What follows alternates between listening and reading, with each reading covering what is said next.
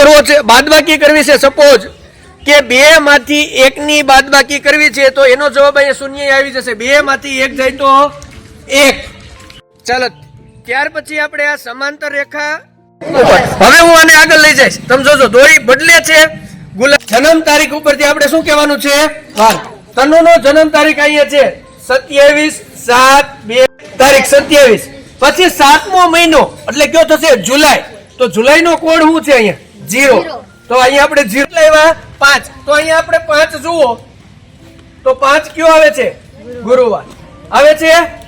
તમે શીખ્યા છો કે ખૂણાના જુદા જુદા જે પ્રકાર છે એ આપણે મોડલ દ્વારા સમજીએ. તો ખૂણા લઘુકોણ એટલે કે જે ખૂણો 90 અંશ કરતા કેવો હોય? નાનો. નાનો.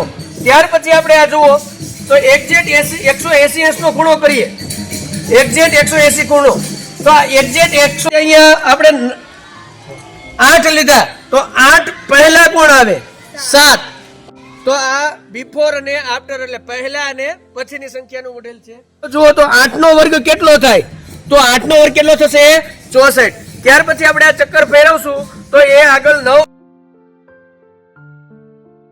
ના વર્ગનો સરવાળો તેના કર્ણના વર્ગ જેટલો થાય છે. આ શું છે? પાયથાગોરસનો પ્રમેય. તેના માટેનું આ શું છે? મોડેલ. 3 માંથી કેટલી રેખાઓની સંખ્યા થઈ? 3. 1 2 ને 3. આગળ બિંદુઓની સંખ્યા કેટલી છે? 4. રબર આ બિંદુને જોડો તો એનો વિકર્ણ થશે. એવી રીતે તમે 10 રીતે રબર ગોઠવી. 4 માંથી કોઈ પણ એક અંક તમારે મને નહીં કહેવાનો, જે અંક હું તમને કહી દઈશ. બરાબર? આવો રુદ્ર કોઈ પણ 4.